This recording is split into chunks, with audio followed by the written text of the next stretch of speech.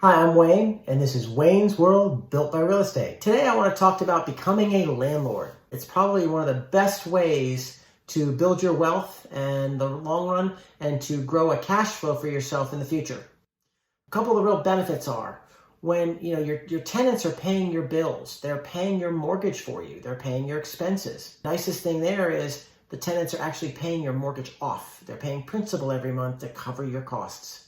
You can also leverage real estate much better than you can leverage stocks or other types of investments.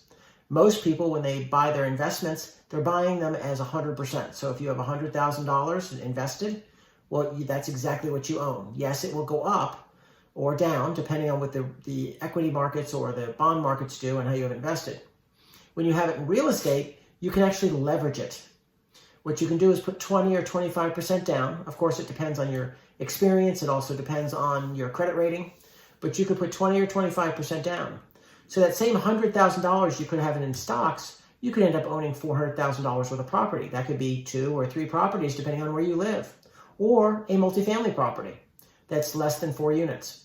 There's many different ways you can get into this. One is to buy a property, live in it for a year so you get the best owner-occupied interest rates, and then after a year turn it into a rental. Buy another property. Do the same thing. And you can keep on doing this over and over again because as you own the properties, as an owner-occupied, you get the absolute best rates on the properties. You can also get in with less money down. You do have to make sure that what your mortgage payment and expenses are going to be will get covered by the common market rent. If you only put 5 or 10% down and you have mortgage insurance, that could make it difficult in the future to cover all your expenses depending on what the rents are doing in your geographic area. Another fantastic way, as I mentioned earlier, is to get a 2, 3, or 4 family property. These are very prevalent in some markets. What you can do is live in one unit and rent the rest out. The nice thing about doing that is the fact that you're living there, you're keeping an eye on the property. Besides, when you buy it, if you're owner-occupying, you'll get better rates. You'll get multifamily rates, but you'll still get better rates than if you buy it as a straight-on investment property.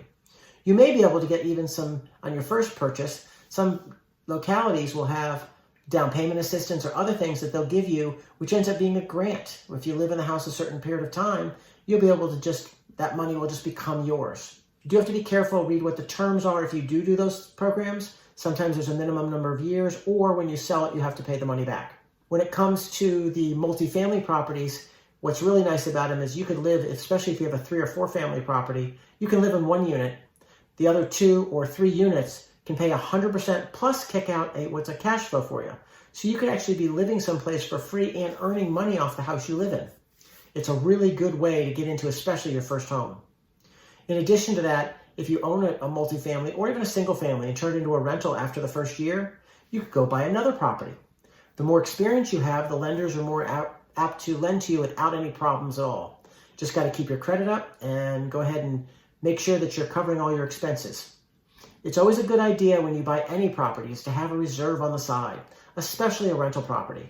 You never know when you may have to repair a hot water heater, put in a new furnace, replace an appliance for a tenant, and they can't sit around and wait for you to go look for sales. A lot of times you need to get those things taken care of right away. I'll talk later on in another video in regards to dealing with contractors and whatnot with rental properties. There's certain things you really should think about on there. As of 2009, Fannie Mae, Freddie Mac changed their guidelines. It used to be that any one borrower could only have 4 investment properties, again, a 1 to 4 family property. They changed in 2009 that you can actually have up to 10 properties, assuming you qualify for all these loans. A 30-year mortgage can also be taken out on a 1 to 4 family home, just as if it's a single family home. This actually dates back to the Great Depression. Prior to the 1930s, people had what they call balloon loans. You'd buy a house, you'd take out a loan for 5 years. At the end of 5 years, the lender would refinance you again, or they would reissue a loan if they could. During the Depression, a lot of people couldn't get that new loan and they lost their homes. The federal government stepped in and they started what was at the time a federal agency. It was Fannie Mae up until the mid-60s. And they used to buy the loans from the banks. And basically, it wasn't really a guarantee, but they were buying the loans from the banks, which made home ownership much easier to come by. If you are looking for properties that are greater than 5 units, well, those will be a commercial property in the eyes of any lending institution. They're not eligible to be sold on the secondary conforming market. So those are a totally different type of property to purchase. and they have a whole other set of guidelines to deal with, and those become lender-specific guidelines. Well, I hope this has helped you out. Hey, please subscribe, and I'd love to hear your comments. Thanks.